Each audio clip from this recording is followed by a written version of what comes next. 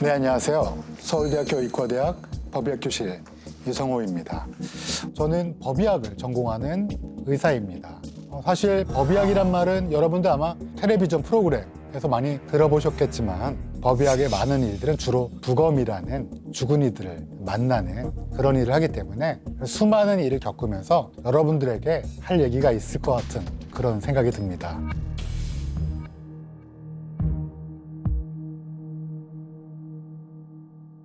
우선 법의학이란 사전적 정의를 말씀드리면 법률의 시행에 관련된 의학적, 과학적 사항을 연구하고 적용하는 의학 분야입니다. 목적은 인권 옹호라든지 사회정의 구현, 예를 들면 어떤 아이가 죽었다, 범인이 누구냐, 왜 죽었느냐 이런 거를 수사를 통해서 밝히는 게 당연하겠지만 과학적으로 좀 뭔가 백업을 해줄 수 있지 않을까. 그래서 법의학이라는 게 그런 역할을 하게 됩니다. 또 하나, 저희는 공중의 건강과 안전 증진이라는 그런 역할도 하게 되는데요. 아니, 그 법의학이 무슨 공중의 건강과 안전 증진이냐 이렇게 궁금해하실 수도 있겠는데 2020년과 2021년 초에 우리 생활을 많이 바꾼 코비드-19 한번 생각해 보시면 이게 처음 폐렴을 일으킨다 이런 정보를 준 게 중국의 법의학자가 2건의 부검을 실시해서 그때 당시에 이게 어떤 기전으로 하게 된다 라는 걸 밝힌 그런 게 있었죠. 그 이후로 우리나라는 아직까지는 없긴 하지만 미국이나 유럽이나 일본이나 선진국 대부분에서는 자체적으로 부검을 해서 이 병이 어디까지 영향을 끼치냐, 뇌에 영향을 끼치냐, 또 남성 생식기에도 영향이 있다 이런 얘기도 듣고, 그래서 제가 하는 일은 인권옹호, 사회적인 구현 말고도 공중의 건강과 안전 증에도 큰 역할을 하게 된다라는 말씀을 드릴 수 있을 것 같습니다.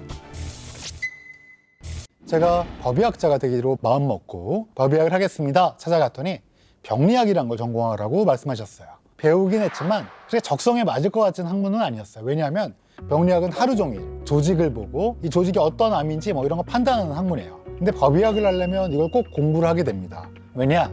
모든 질병을 알아야지 실제 부검을 했을 때 이 사람이 어떤 질환인지 어떤 손상 때문에 사망했는지를 정확히 판단하려면 병의 이치를 따진 학문인 병리학을 꼭 전공을 해야 돼요. 근데 문제는 처음에 이제 법의학을 해야겠다고 마음을 먹은 분들도 병리라는 학문이 되게 매력적이에요. 수많은 환자들의 진단을 내려주고 이게 보람이 있거든요. 이런 좋은 면도 있고, 또 이런 말씀드리면 좀 그렇지만 경제적인 문제. 병리 전문의를 하게 되면 예를 들어 월급을 100만 원이라 칩시다. 법의학자가 되면 월급이 좀 줄어요. 60만 원으로. 월급이 한 40% 정도 주니까 그런 면까지 고려하게 되면 실제로 법의학을 전공하기가 좀 어려워요. 그래서 우리나라의 법의학자가 많지가 않아요. 치과대학을 졸업하신 법치학자분들을 빼고 나머지가 한 50명이 조금 안 될 거예요. 그러니까 우리나라 5,100만 명이 넘는 인구에서 법의학자가 50여 명이라는 거는 적다. 근데 반대로 생각해보면 전국에 50여 명밖에 안 되면 굉장히 희소성이 있잖아요. 그러니까 저도 여러분 아시겠지만 이렇게 사펜 스튜디오에서 저를 불러갖고 강의를 시키는 것 자체가 제가 싫어도 몇 명 없으니까 저를 부를 수밖에 없는 그런 면이 분명히 있겠죠. 그래서 좋은 점도 있다. 만약에 자기가 의지를 갖고 하겠다, 그러면 굉장히 희소성 있는 자원에 속하게 된다라는 말씀을 드릴 수 있을 것 같습니다. 그래서 이제 저희가 법의병리학에 부르는 게 부검입니다. 그 다음에 법치의학이라는 건 여러분 아시다시피 치아를 가지고 이 사람이 누구냐, 나이가 몇 살이냐 이런 거 판단하는 학문이에요. 그리고 법의인류학이라는 학문이 있는데요.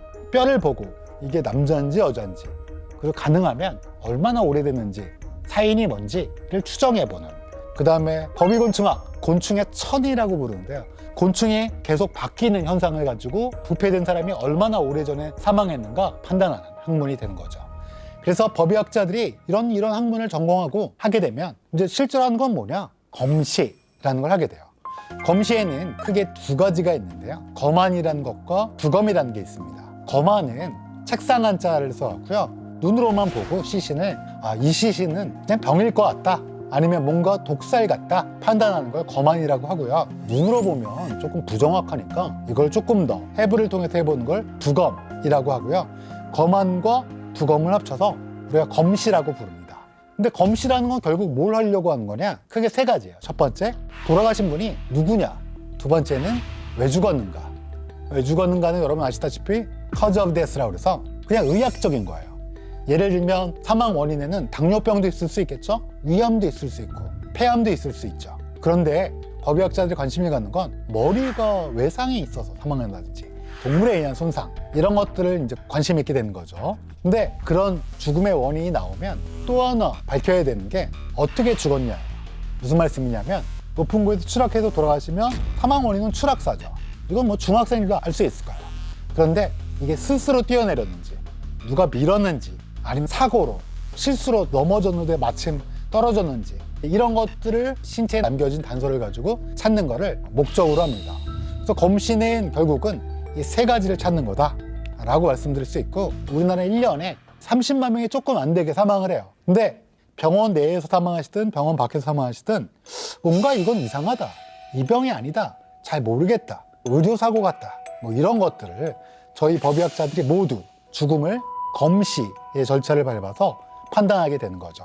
그럼 말을 해보세요. 어떻게 죽었는지 우리가 다 들어줄게요. 잠깐, 손톱 밑에 뭐가 있네? 혈흔이네. 범인 혈흔일 가능성이 크겠지?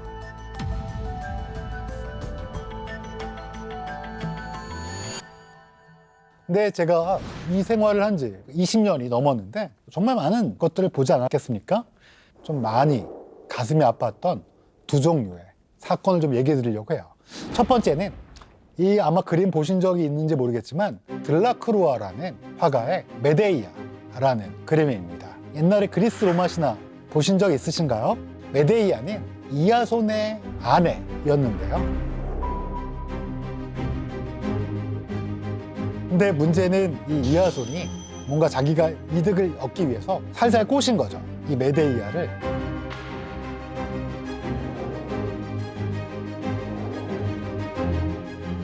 자기 친동생을 제거하면서 사랑을 찾아서 이 여자는 그래서 아이를 낳았는데 근데 이 남편이 그만 바람을 피고 맙니다. 그러니까 메데이아는 어떻게 됐냐? 바람을 핀 여성과 여성의 아버지를 죽이고 이아손의 마음을 아프게 하기 위해서 자신의 아이들을 죽게 합니다.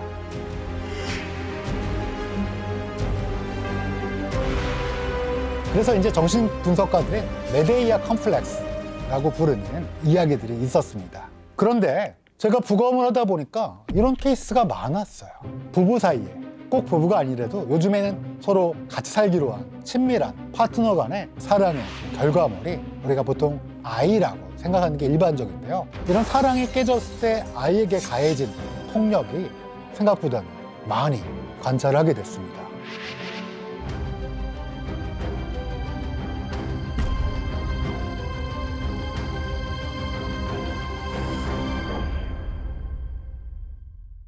두 돌 갓 지난 딸을 학대하고 방치해 숨지게 한 이른바 지향이 사건의 비정한 생모, 결국 구속됐습니다.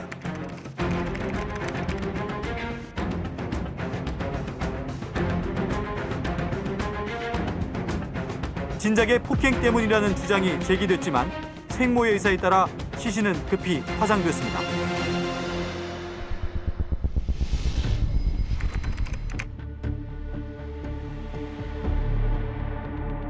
사실은 제가 여러 곳에서 얘기를 했지만 여러분 딱 보시면 이게 뇌라는 거 혹시 아시겠지만 이 17개월 된 여자아이가 왼쪽 뇌에 시계가 다른 뇌출혈이 두 군데 있다. 그런데 아이들은 넘어져서 이런 뇌출혈이 안 생깁니다. 이 아이가 이렇게 된 거는 외상이 될 수밖에 없고 이건 결국 누군가 학대를 한 게 아니냐라고밖에 생각할 수밖에 없었고 시신은 없었지만 제가 방송 프로그램에 나가서 강하게 이야기를 했고 그때 당시 방송의 순기능이라고 해야 되겠죠? 방송을 보고 조금 더 수사기관들이 힘을 내서 위 속에는 음식물이 전혀 없었고 뇌에서는 만성 출혈 흔적도 발견됐습니다. 아동학대죄로 최종적으로 정의가 실현됐다고 해야 될까요? 씁쓸하지만 친부모에 대해서 이랬던 사건이었습니다. 그래서 여러분들 뭐 잘 아시다시피 정인이 사건도 그렇고요. 옛날에도 많았어요, 이런 사건은. 근데 그때 국민들이 화를 내고 그냥 끝냈어요. 근데 이제는 그러주면 안 되겠다라는 생각이 들어서 좀 슬픈 이야기지만 여러분께 말씀을 드렸습니다. 두 번째 드릴 얘기는 CDC라고 미국 질병관리본부인데 인티밋 파트너, 그러니까 친밀한 파트너, 조금 더 깊숙한 의미가 있지만 인티밋 파트너에 의해서 스토킹 당하는 사람은 남성의 2%, 여성의 10%, 그 다음에 육체적으로, 신체적으로 학대 또는 폭력을 당한 사람이 여성의 5분의 1, 남성의 7분의 1이라는, 이건 이제 가정폭력이라고 얘기했는데, 친밀해야 되는 관계에 있어서 폭력이 있고 실질적으로는 살인사건까지 일어난 케이스들이 있습니다. 제가 부검하는 살인사건 중에 한 반은 이런 케이스예요. 그러니까 모르는 사람이 아니라 아는 사람, 그리고 그것도 아는 사람 중에 한때는 사랑했던 사람, 지금도 사랑했다라고 주장하는 사람, 이런 사건들이 많습니다. 29살 여성이 집안 욕조에서 숨진 채 발견됐습니다. 출산을 한 달 앞둔 만삭의 임신부였습니다. 용의자는 유명대학병원 의사인 남편 백모 씨. 백 씨는 경찰에게 아내가 스스로 욕조에 넘어져 숨졌다고 말했습니다. 이 사건도 기억에 많이 남는 사건인데, 이건 제가 부검한 거 아닙니다. 국과수의 신참 법의학자분이 부검을 했어요. 지금은 이제 베테랑이 됐어요, 그분은. 근데 그때 뭐 왜 신참이 부검을 했냐? 이건 간단한 사건이다 생각했어요. 뭐냐? 만삭인데 자기 집에서 욕조에서 사망했는데 보니까 목에 상처가 있어요. 누가 목을 졸랐다는 거고, CCTV를 보니까 그 집에 왔다 갔다 한 사람이 없는 거예요. 그러면 뭐 마지막에 있었던 사람, 파트너, 남편이 범인이라고 생각했기 때문에 그냥 그때 당시에 들어온 지 얼마 안 된 초보 법의학자 선생님이 했죠.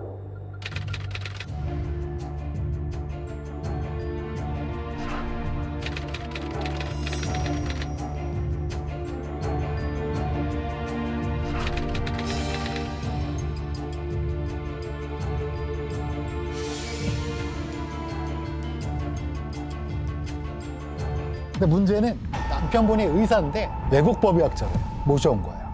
그러다 보니까 정말로 복잡한 사건이 됐어요.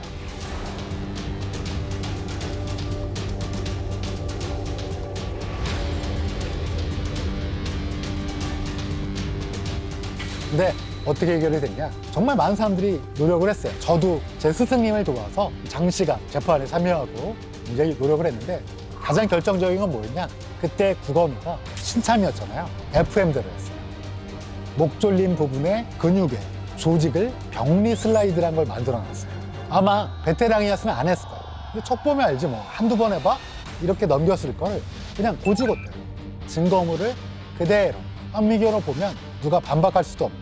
그때 외국 법의학자도 슬라이드를 보고 기브 업, 당신 말이 맞다 라고 인정을 하고 떠나게 됐습니다.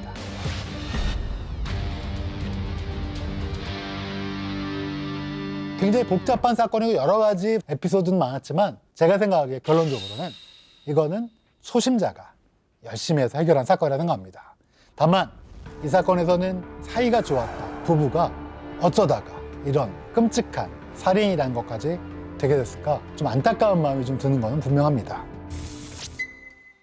사실 지금 밖에 많이 나가지도 못하고 사랑하는 사람들과 한 집에서 오랫동안 같이 있는 기회가 많을 겁니다. 이렇게 되면 돈독한 관계가 유지될 거라고 생각하는데, 실제로는 가족과의 내 갈등이라든지 긴장감이 터져나온 경우가 많습니다. 어디서 터져나오냐?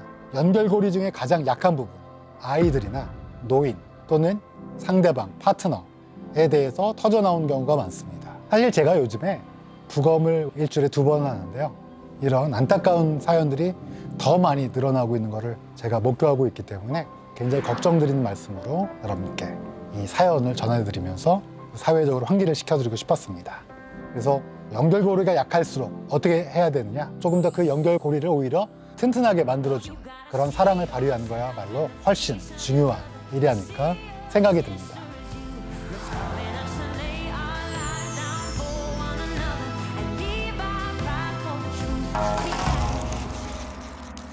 시신이 전해주는 죽음의 이유라는 주제로 여러분께 말씀드리도록 하겠습니다. 죽음. 종교를 믿는 분들, 기독교를 믿는 분들이 아무래도 천국과 지옥, 구원 이런 것들이 아마 많이 떠오르실 것 같고요. 또 불교를 믿는 분들은 윤회, 이런 다른 세계로의 전환, 그리고 죽음은 또 다른 세계로 나아가는 그런 새로운 교두보라고 할까요? 근데 사실은 과학자 입장에서 보면 우리 생명 기능, 항상성, 대사, 생식 이런 것들이 그냥 멈춰버리면 이게 죽음이다 라고밖에 설명드릴 수 없어요. 그래서 많은 분들은 죽음은 허무한 게 아니냐, 죽음은 그 자체로 슬프고 죽음은 그 자체로 아무것도 아닌 존재가 되는 게 아닌가, 이런 생각들을 합니다. 근데 사실은 우리가 죽음으로써 아무런 존재가 아니라 사회적으로나 아니면 개인적으로나 여러 가지 메시지를 전달해 줄 수 있고 다른 존재로서 자리매김할 수 있다는 걸 사실 우리는 알고는 있는데 그냥 죽음 그러면 그냥 허무하다, 끝이다, 이렇게만 생각하는 것 같아요. 그래서 오늘은 제가 죽음에서 조금은 기억에 많이 남는 그런 사례를 말씀드리려 합니다.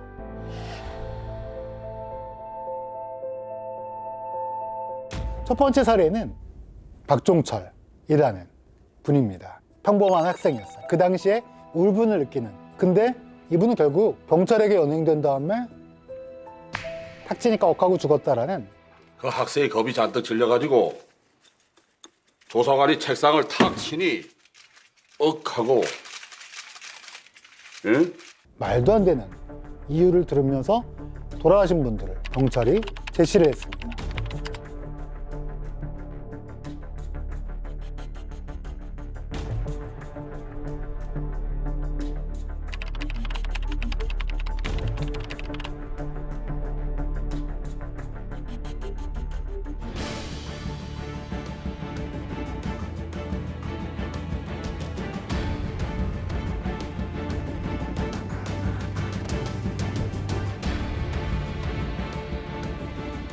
온 국민이 믿지 않았죠. 그리고 이분을 첫 번째로 거만했던 분도 당시 중앙대학교 병원 인턴 선생님이었던 의사 선생님도 전혀 굴하지 않고 익사라고 추정이라는 사망 원인을 써냈죠. 바닥에 물로 흥건했습니다. 욕조가 있었고요.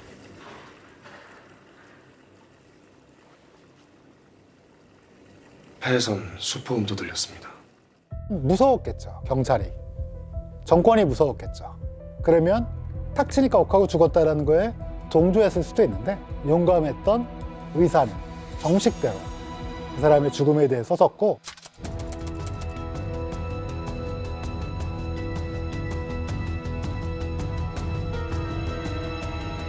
결국은 국가수에 당시 법의학과장이었던 황적준 박사님이 부검을 하게 됐고, 정말 무섭고 많은 외압이 왜 없겠냐 추정할 수 있겠죠.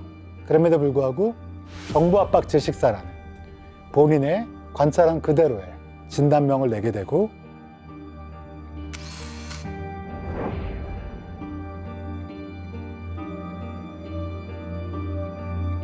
그 다음부터 우리가 조금 더 민주화에 한 걸음 더 다가서는 그런 계기가 됐습니다. 이분은 열심히 정의를 위해서 본인의 신념을 지키던 그냥 평범한 대학생이었는데,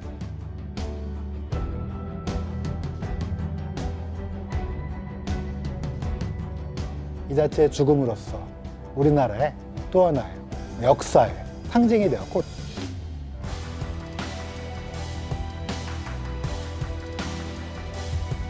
이분의 죽음은 그냥 허무하고 그냥 아무것도 아닌 게 아니고, 이분을 기억하는 많은 분들은 앞으로도 계속 있을 거라고 봅니다. 저는 가장 기억에 남는 부검이 뭐냐? 이게 물어보면 이 경우를 항상 생각합니다.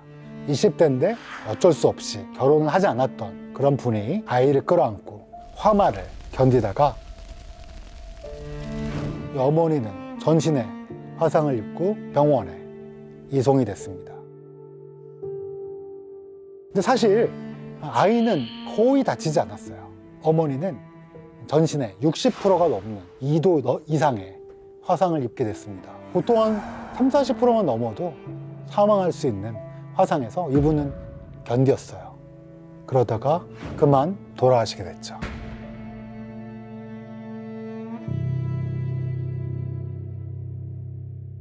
근데 이분이 돌아가시게 된 데는 더 가슴 아픈 게, 이분은 어렸을 때 보육원에서 자라셨고요. 2번이나 입양됐다가 파양되는, 여러분들 파양되는 고통은 사실은 상상하실 수 없는 그런 고통이라고 합니다. 굉장한 가슴 아픈 일을 겪고 아이를 낳고 가정을 꾸리려고 했는데, 그런데 그만 화마 때문에 아이는 똑같이 본인과 똑같은 운명이 될 수밖에 없는 거를 알면서 제가 부검을 할 때 전신의 화상과 눈물이 말라붙은 눈에 그걸 봤을 때 굉장히 마음이 아팠던 그런 기억이 납니다. 아이를 지키려고 그 뜨거운 화마에서도 꼭 껴안고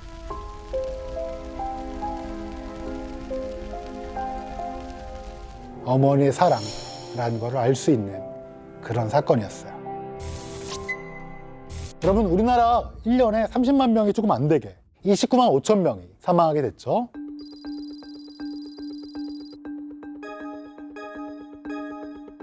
근데 사망원이 1위는 암, 2위는 심장질환, 3위는 폐렴, 4위는 뇌혈관 질환. 근데 문제가 5위가 뭡니까? 자살이에요. 놀랍죠? 원래 우리나라가 이렇게 비관적인 나라입니까? 하고 물어보실 것 같아요. 그렇지 않아요. 2001년도에는 10만 명당 14.4명이었어요. 이 정도면 OECD 평균이에요. 근데 어떻습니까? 점점 어때요? 늘어나요. 그러더니 2011년도에는 10만 명당 31.7. 2001년도에 14.4명이었는데 10년 만에 2배가 넘게 됐어요. 자살률이. 정부는 정말 놀랬고 정부에서 굉장히 많은 노력을 기울였습니다. 그럼에도 불구하고 2019년 26.9명. 전 세계적으로 개인주의적 풍토가 만연하면서 자살이 점점 순위가 올라가는 게 당연한 거 아니냐라고 말씀하세요. 맞습니다. 사실은 2040년대가 되면 사망 원인 11위가 자살일 가능성이 높아요. 그런데 우리나라는 너무 높은 거예요. 어느 정도냐? 2019년 9월 OECD 자료를 보면 OECD 중에 1위가 어딘지 아세요? 자살이? 우리나라입니다. 일본이 15.2명. 그러니까 우리나라는 2001년도만 하더라도 일본보다 낮았어요. 그냥 평균이었어요. 근데 지금 우리나라는 굉장히 높은 수준이다. 지난주 월요일에 부검을 4건을 했는데 4건이 다 자살이었습니다. 굉장히 다양한 형태, 다양한 사연에. 사실 자살은 베르테르 효과라고 그래서 분명히 모방 효과가 있습니다. 예를 들면 연예인 또는 뭐 유력 정치인, 내가 아는 것 같이 느껴지는 사람들의 자살이라는 얘기를 듣게 되면 보건복지부 통계에 의하면 실제로 3개월 만에 600에서 700명 따라서. 그래서 이건 사실은 매스미디어도 분명히 밝히지 못하는 게 아니라 이걸 밝혀서는 공익 실익이 없다. 저도 정말 수많은 가슴 아픈 사연을 알고 있는데 자살 케이스는 말씀드리기가 어려워요. 왜냐하면 똑같은 마음의 영향을 받는 분이 있어서 이것도 이제 베르테르 효과를 고려한 거라고 이해해 주시면 좋겠고요. 요즘 동반 자살이 정말 많습니다.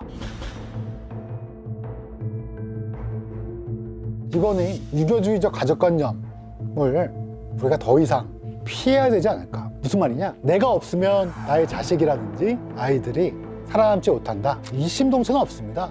다 개인인 거죠. 근데 이걸 하나를 묶어서 같은 집단으로 이렇게 하게 되면 사실은 더 미래가 있는 다른 사람의 목숨까지 빼앗는 경우라고 생각하기 때문에 분명히 문제가 있다고 봅니다. 자, 그러면 우리나라 자살의 특징을 말씀드릴게요. 우리나라 자살의 특징은 노인분들이 자살률이 너무 높아요. 일단 나이로 볼게요. 80대 이상. 어때요?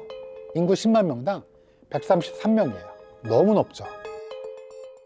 70대는 10만 명당 74명, 60대는 10만 명당 54명. 노인분들이 왜 높을까요? 이거 정신과학자들이 얘기하는 건데 6.25라는 거를 겪은 세대는 사이킥 트라우마가 있습니다.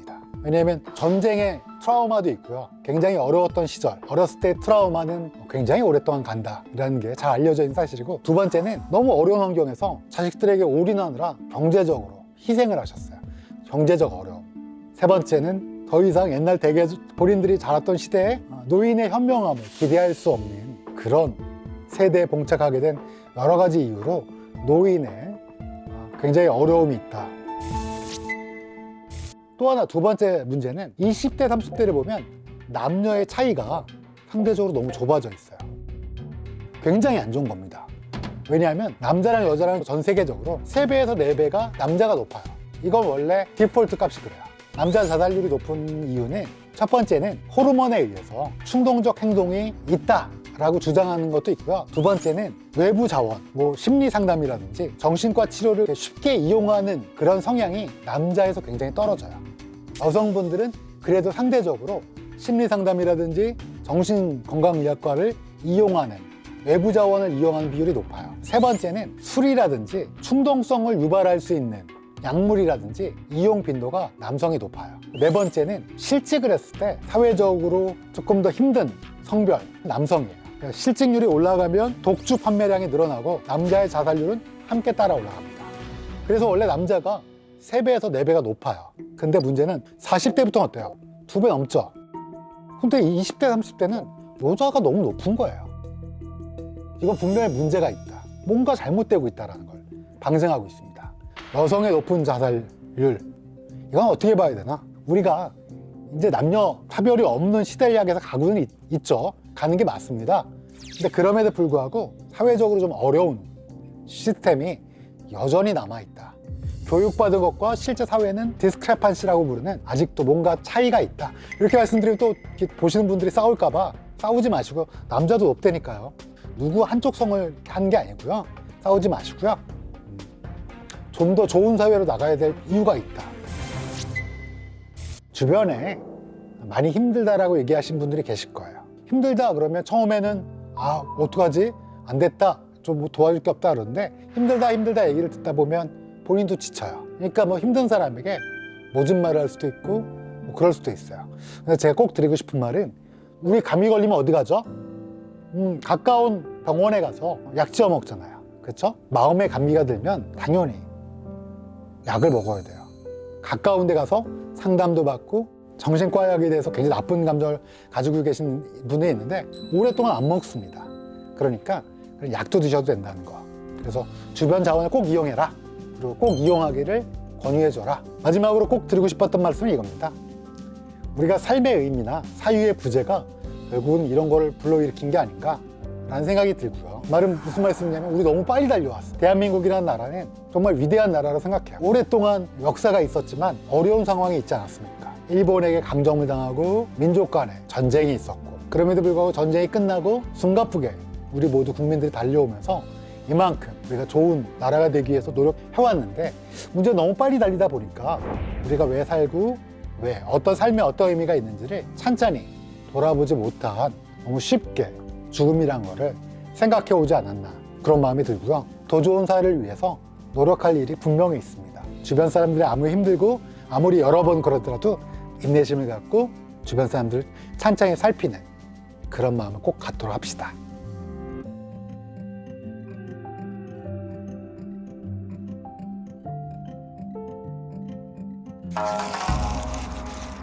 우리는 모두 언젠가는 죽는다.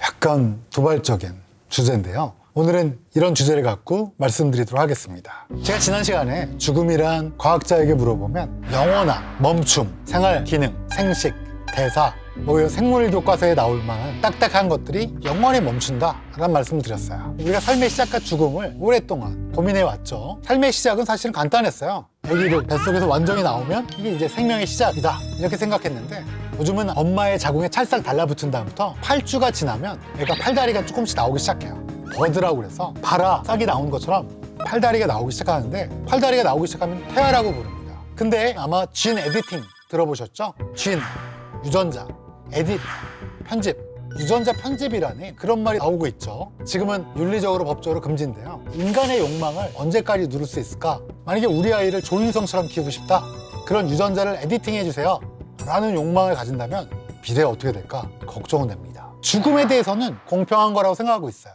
조금 문제가 생겼죠. 여러분 이 논문 혹시 보신 적 있는지 모르겠는데 2019년도 4월 달쯤에 네이처라는 학술지에 나온 논문입니다. 이 논문은 무슨 논문이냐? 돼지를 수십 마리를 도축했죠. 그중에 몇십 마리를 뇌를 꺼내요. 한 4시간 만에 뇌를 꺼냈어요. 그대로. 그 뇌를 미리 만들어둔 박스 안에 돼지 뇌를 넣습니다. 근데 그 박스는 그냥 종이 박스가 아니라 혈관을 연결했어요. 혈관을 연결해서 헤모글로빈으로 공급했더니 어떻게 됐냐? 70% 정도가 다시 살아난 거예요. 물론 EEG라고, 여러분 뇌에도 이렇게 전기 신호 있는 거 아세요? 전기 신호는 잡히지 않았지만 세포가 다시 회복이 됐어요. 이거는 어마어마한 거예요. 왜냐하면 죽은 지 4시간 됐는데 돼지 뇌에 70% 정도의 뇌세포가 살아났다? 그러면 죽자마자 꺼내면 어떻게 되는 거예요? 돼지가 살아났겠죠. 여기는 어디? 난 누구? 이렇게 생각하지 않겠어요? 더 발칙한 상상은 사람이라는 거예요. 이런 생각도 해볼 수 있겠죠. 이걸 뛰어넘어서 2019년도에 논문이 하나 더 발표됐어요. 앨런 머스크 알고 계신가요? 그 앨런 머스크는 몇 가지 회사를 갖고 있어요. 스페이스X, 우주 여행을 가는 거죠. 또 뉴랄링크라는 회사도 갖고 있어요. 뉴랄링크는 어떤 회사냐? 뉴랄, 뇌라는 뜻이죠. 중추신경계. 링크, 연결. 어떤 실험이냐? 이 실험입니다. 여기 보시면 눈썹처럼 생긴 거 보이시나요? 이게 바로 감지기예요.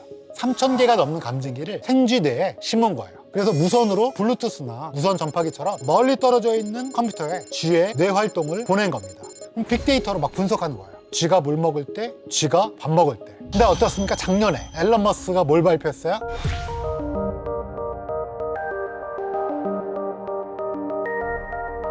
올해 이제 뭘 발표할까요? 2021년도에 원숭이에게 이걸 하겠다 발표했죠. 2022년도에는요 자기 머리에 할 수도 있겠죠. 그럼 왜 하냐 이걸? 왜 할까요? 아마 제 생각엔 이겁니다. 여러분 이 뇌 보시면 어때요? 이 뇌의 단면인데요. 동그라미 친 부분이 어디입니까? 해마. 장단기 기억이 여기 다 있어요. 감지기를 박아서 컴퓨터에 딱 다운로드 받으면 어떻게 될까요? 그럼 내 기억은 모두 저장되는 거죠. 내가 심지어 지금 인출하지 못한 기억, 5살 때 어머니가 카스테라 해준 기억, 아니면 아버지한테 엉덩이 맞은 기억 있겠죠. 누구나 기억을 인출할 수가 없죠. 여기에 켜켜이 쌓여 있는데 그게 아마 미래에는 컴퓨터에서 구현될지도 모르겠습니다. 근데 이게 목표일까요? 아니죠. 유라일체가 목표겠죠. 내가 컴퓨터가 나, 랜선에 존재하는 나. 그럴 수도 있을 것 같아요. 지금 제가 2가지 실험 말씀드렸죠. 예일 대학교 돼지 머리 실험, 앨런 머스크의 뉴랄링크 실험. 미래는 어떻게 될 건가? 특이점이 온다. 2030년 또는 2040년. 그러니까 그때인지는 모르겠지만 올 것 같아요. 유발 하라리의 사피엔스라는 책 아시죠? 사피엔스의 제일 마지막 장에 뭐가 있습니까? 호모 사피엔스의 멸절이 나와 있죠. 뭘로 된다고요? 트랜스 휴먼. 그러니까 환경오염으로 망하는 게 아니라 우리 인류는 스스로 호모 사피엔스를 버리는 거예요. 그래서 이제 기계인간. 그러니까 기계인간이 될 수도 있고요. 랜선에 존재하는 다른 존재로. 그런 걸 트랜스 휴먼이라고 텍사스 대학의 옛날에 교수가 제창했던 이론인데 그걸 다시 유발 하라리 씨가 끄집어냈죠. 그래서 아마 제 생각에는 오디세우스의 선택, 오디세이아에 나오는 얘기인데요. 칼립소가 여기에 있자. 영원히 젊은 상태로 즐기자. 그런데 어때요? 오디세우스는 고향에 두고 온 페넬로페를, 아들들을 그리워하고 있죠. 그래서 돌아갑니다. 여러분들은 아마 어떻게 선택할까요? 여러분들 중에서 이걸 보고 계신 10대 가능성이 있다고 봐요. 선택을 할 기회가. 피와 살로 이루어진 사피엔스는 반드시 죽습니다. 언제 죽느냐? 초미의 관심사죠. 란셋이라는 아주 유명한 저널에 보면 2030년대에 1위가 어디예요? 사우스 코리아. 근데 이제 오래 사는 건 좋은데 오래 살면 2가지 고민이 있어요. 사실 고민이 많죠. 근데 이제 법의학자 오늘 제가 말씀드릴 입장이던 2가지 고민이 있습니다. 첫 번째, 죽을 때 어떻게 죽나? 할머니든지 할아버지든지 부모님과의 이별을 통해서 죽음이 쉽지 않구나 라는 걸 느끼실 거예요. 우리나라 사망원의 1위가 뭐라고 그랬죠? 암입니다. 암은 한 6개월 정도 고생을 합니다. 실질적으로는 기능을 수행하지 못하는 거는 2-3개월이에요. 서울대학교 병원 종양내과 선생님이 쓰신 책을 보니까 6개월이면 된다. 죽음의 준비가. 6개월은 좀 짧지만 어찌됐든 준비할 시간이 있습니다. 근데 안 좋은 건 여기 보시죠. 이건 이제 미국의 자마라고 미국 의사학회지입니다.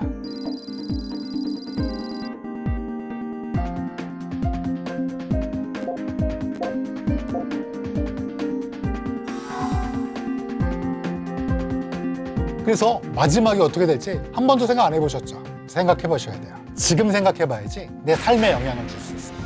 사실은 16년 정도가 비건강 나이예요.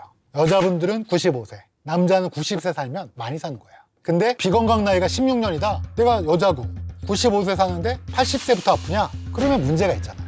왜냐면 15년 동안 아프면 돈 다 까먹습니다. 그러니까 비건강 나이를 줄일 수 있는 방법이 첫 번째로 여러분들이 생각할 수 있는. 그리고 2번째, 죽음을 조금 더 우아하게 보낼 수 있는 방법이 없냐?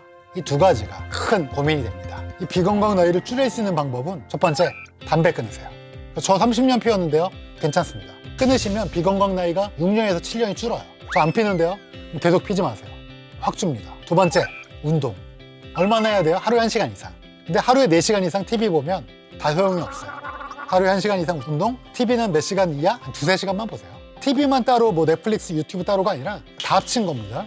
제 거 보고 나가서 뛰세요. 3번째, 체중 조절입니다. 근데 여기에 이제 식사와 관련이 있겠죠. 과체중이 나쁘진 않아요. 비만까지 가게 되면 문제가 분명히 생겨요.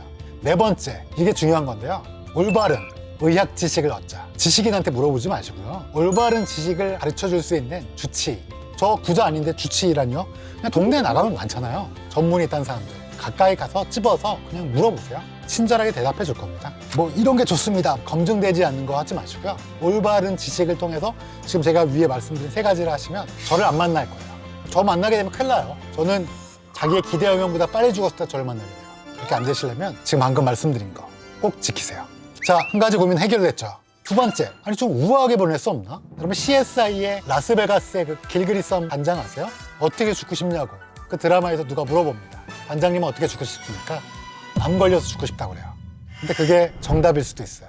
왜냐면 치매, 뇌혈관 질환, 가족들에게 많은 갈등과 혼란을 줄 수가 있어요. 암은 제가 그랬죠. 마지막에 최소한의 시간이 있다고. 근데 다 준비를 못 한대요.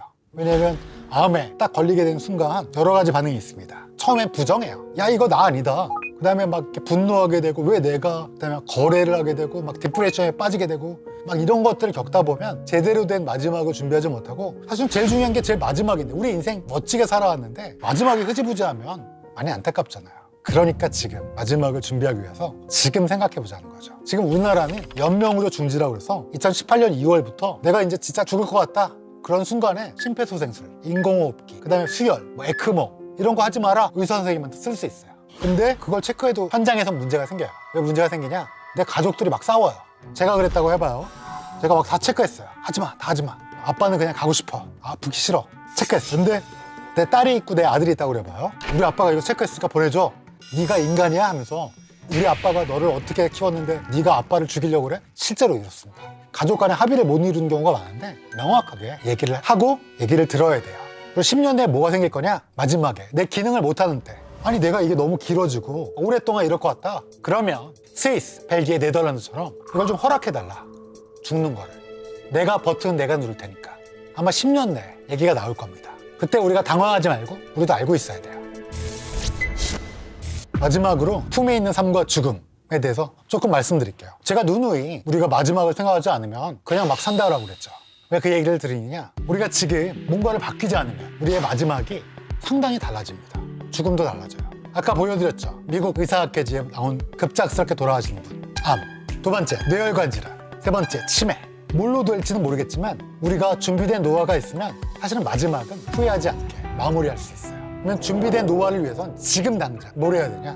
첫 번째, 아까 제가 말씀드린 거. 비건강 나이 줄이는 거. 잊지 마세요. 두 번째, 매 나이대에 맞는 목표와 삶의 자세를 바꿔야 돼요.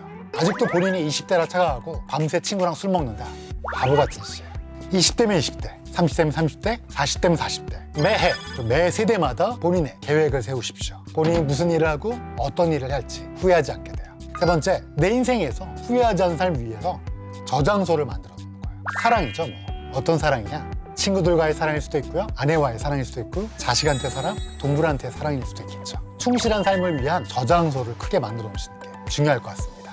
여러분들 다 지금 삶이 어때요? 다들 다르죠? 100가지의 삶을 살고 있고 죽음도 각기 달라요. 내 삶의 준비는 다들 마지막으로 나의 마지막을 준비하게 되는 거죠. 심지어 마지막 장례식장 때 뭐 틀고 싶나? 제가 조사를 한 적이 있었어요. 정말 다양하더라고요.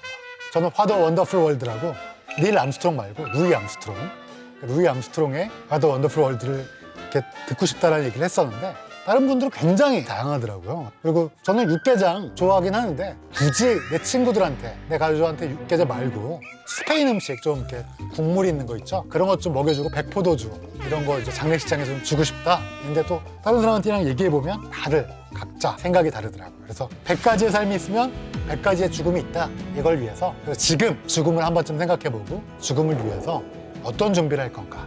제가 쭉 말씀드렸던 몇 가지를 꼭 준비해 보시는 게 중요할 것 같습니다. 나이가 조금 더 드시면 죽음 이후에 내가 어떻게 포지셔닝 할 건지, 죽음 이후에 내 가족들에게 어떻게 해줄 건지, 그리고 더 나은 죽음의 가정은 어떻게 만들 건지를 준비하는 그런 것들도 필요할 것 같아요. 여러분들에게 죽음에 대해서 얘기했는데 지금 제가 말씀드린 죽음이 우울하거나 기분이 다운되는 죽음이 아니라 내 삶의 마지막으로서의 죽음. 지금 쓰고 있는 내 소설 엔딩 챕터, 아니 소설 쓰고 있는데 엔딩 챕터도 생각 안 하고 막 쓰면 엉망진창. 엔딩 챕터는 준비를 하고 쓰셔야 되는 거 아니에요? 그렇다면 오늘 하루는 삶으로서의 죽음을 한번 생각해 보시길 바랍니다.